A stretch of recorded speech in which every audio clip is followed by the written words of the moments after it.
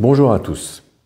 Dans notre série concernant les compléments alimentaires, l'utilisation du maca est-elle intéressante pour traiter les problèmes d'érection?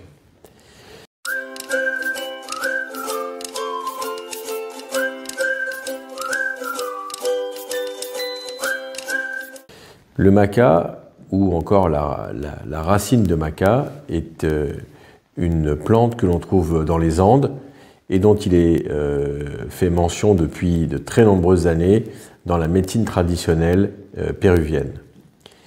Cette plante est utilisée chez l'homme et aussi chez la femme, notamment pour améliorer la fertilité et améliorer la libido.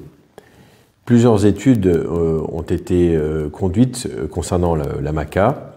Il s'agit d'études le plus souvent mal construites sur le plan scientifique, sur le plan statistique, et surtout d'études portant sur un faible nombre de participants. Quelques études cependant ont été conduites contre placebo, et ces études ont permis de constater différentes choses. Premièrement, l'utilisation de maca est associée à une quantité très limitée d'effets indésirables.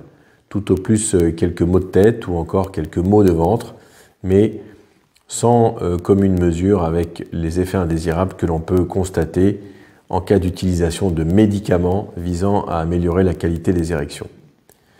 Ces études ont également montré une efficacité en termes d'amélioration de la qualité des érections chez les hommes présentant une dysfonction érectile modérée. Cette amélioration n'était pas forcément constatée, ou en tout cas pas de façon statistiquement significative, chez les hommes n'ayant pas de problème d'érection, et n'était pas non plus constatée chez les hommes présentant des problèmes d'érection sévères.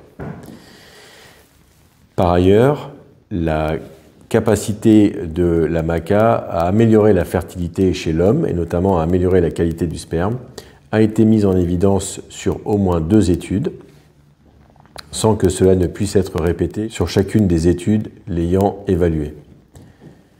Enfin, plusieurs études ont mis en évidence une amélioration de la libido, une amélioration de l'appétit sexuel, sans pour autant montrer une augmentation du taux de testostérone, comme cela avait pu être supposé un moment. Il s'agit d'effets qui, pour l'instant, sont en partie expliqués par les effets de la maca sur le métabolisme des hormones sexuelles, sans pour autant donc nécessiter une augmentation du taux de testostérone. L'utilisation de la maca pourrait donc avoir un intérêt significatif dans la prise en charge des problèmes d'érection, lorsque ces problèmes sont des problèmes modérés en intensité. L'intérêt est notamment lié à l'absence quasi complète d'effets indésirables, contrairement aux médicaments, à l'absence d'augmentation du taux de testostérone qui, chez certains patients, n'est pas souhaité. Je pense notamment aux hommes présentant un cancer de prostate ou ayant été traités récemment d'un cancer de prostate, chez qui il n'est pas question de booster la testostérone tant que le cancer n'aura pas été guéri. Des études mieux construites sont nécessaires pour pouvoir conclure totalement. Néanmoins, la voie d'efficacité de la maca, et notamment la voie du monoxyde d'azote sur le plan cellulaire, laisse penser que cette plante devrait faire partie de l'arsenal de traitements non médicamenteux des problèmes d'érection. À bientôt.